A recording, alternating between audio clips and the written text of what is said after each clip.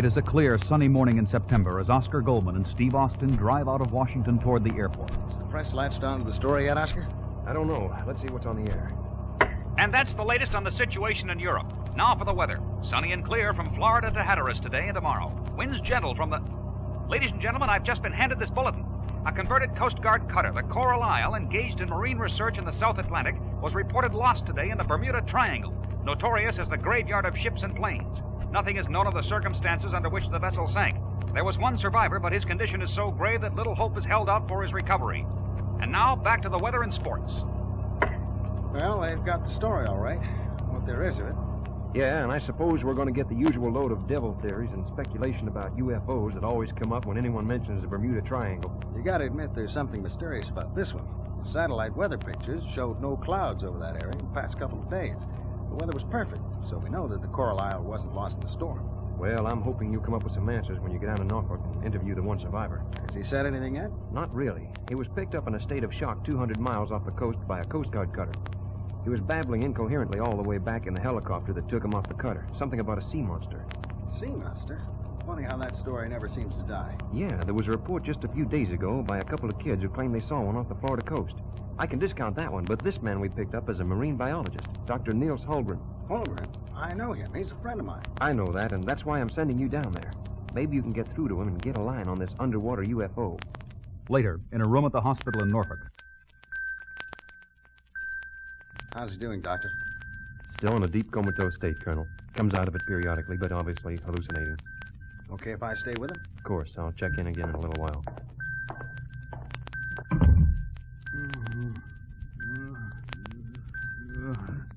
Nils, it's me, Steve. Can you hear me? It's close. Coming closer. Closer. Closer. Oh. Steve? Steve Austin? Yeah, Nils, it's me. Take it easy now. It's all right. Listen, Steve. It looked like a... But he gets no further. A man dressed in an orderly's uniform opens the door, fires 2 shots, turns and runs, slamming the door behind him. Steve chases after him, but the fake orderly escaped in the confusion of the busy corridor, and Steve returns to his friend's room. The doctor is at Neil's bedside. How is he, Doctor? Sorry, Colonel. He's dead. Later that day, in a huge cavern hidden in the depths of an isolated island in the center of the Bermuda Triangle, Colonel Gerhard von Krauss surveys the massive array of electronic equipment before him. Finally, I am ready. It is over 30 years since I went into hiding rather than surrender. 30 years of working and planning and struggling. And now, at last... Who is it, Schmidt? It's Walters here, Colonel. He's back from the mainland. Send him up at once. Well, Sergeant? Got him, Colonel. He won't do any talking. And now there are no survivors, no witnesses. Just like it's been with all the other ships and planes that intruded into our domain. Did anyone follow you? There was someone in the room, but I lost him easy. Good. Schmidt, check all missiles and have them in firing position. We begin Operation America in 24 hours.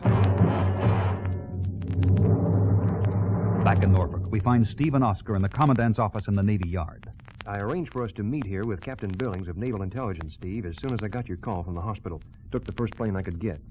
I was there when they brought Dr. Holgren in, Colonel Austin, and heard his delirious talk about the sea monster, and I don't doubt he saw something pretty frightening. I think he was trying to tell me what the thing that sank the Coral Isle looked like, but he never did get the chance. Well, all I can say is that this is the first sea monster I ever heard of that sent men ashore to do its killing. Captain Billings, I've been looking at this map of the area, figuring the drift that carried Nils to the spot where he was picked up. My guess is that the Coral Isle was hit by the monster, or whatever it was, somewhere near this island. That's Ghost Island. Nothing but a huge uninhabited rock in the middle of nowhere. There's nothing there. It's so worthless no government has even bothered claiming sovereignty.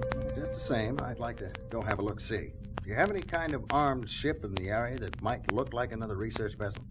We do have an older type cutter about 3 hours sailing time from it. Carries some pretty good guns. Can you arrange for a copter to set me down on that ship and authorize the captain to go into those waters? It's pretty dangerous for shipping in that area under the best of conditions, but it can be arranged. Who knows? Maybe the ship will look like a real nice meal to a hungry sea monster. Well, we're almost there, Colonel Austin. Ghost Island is about 5 miles due east. Pretty rough out here. Does the wind always come up that suddenly, Captain? It's not unusual. It's one of the factors that make the area so treacherous for navigation. Bridge, Captain Bailey speaking. Olson here, Captain. Got a sonar reading. Large object 3 miles ahead, approaching at 10 knots. Okay, Olson. All hands, battle stations. All hands, battle stations. Stand by. Visibility's down to less than half a mile. It's going to be hard. Wait a minute. Got something.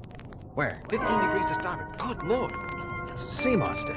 Mills was right. On a collision course. Look at that thing. Must be 80 feet long and a huge gaping mouth breathing fire. It's big enough to... Well, I'll be. Captain, that so-called monster's got 2 torpedo tubes in its mouth, and here come the torpedoes. Helmsman, hard to port. Engine room, full power. As the cutter takes evasive action, its guns fire and score direct hits on the attacker, while the torpedoes speed harmlessly past. Meanwhile, observing the battle on specially constructed TV screens inside his island fortress, Colonel Krauss is furious. That ship was a decoy, and that means others will come. We are changing our timetable. Set missiles 1, 2, and 3 to fire in exactly 30 minutes. Targets, Washington, Chicago, and New York. 30 years of hard work will not go to waste.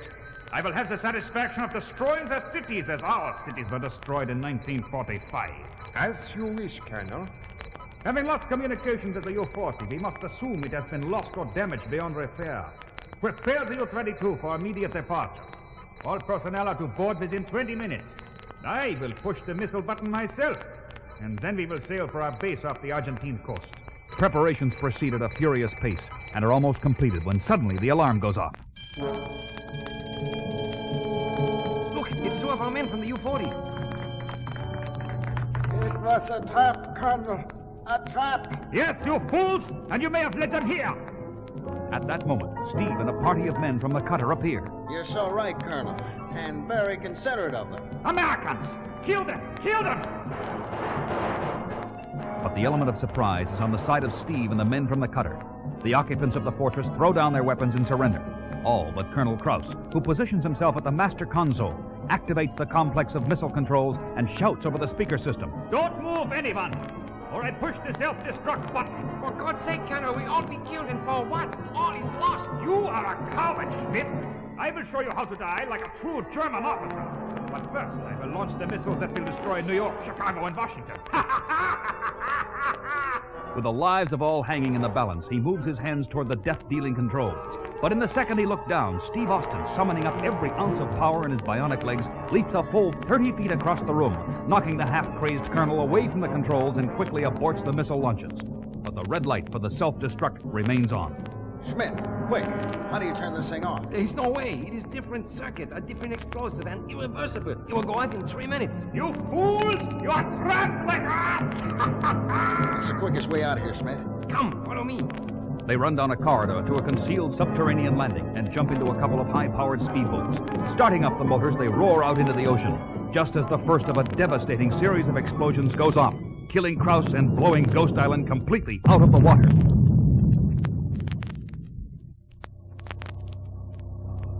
So I thought I'd come down and pick you up at the airport myself before the reporters got at you. I appreciate the service, Oscar. I've been wondering, Steve, why did Krauss bother with that whole monster masquerade? Guess he figured that if any of his shipwreck victims did get away, it'd be better to have the authorities looking for a mythical creature that could be living anywhere under the water, rather than a plain, ordinary, everyday submarine, which would have to have a base somewhere nearby. Shades of Jules Verne and Captain Nemo. Hey, Oscar, I'm hungry. Let's stop at that burger joint up ahead and have something to eat. Okay with me, pal. What'll you have? How about a monster burger, pal?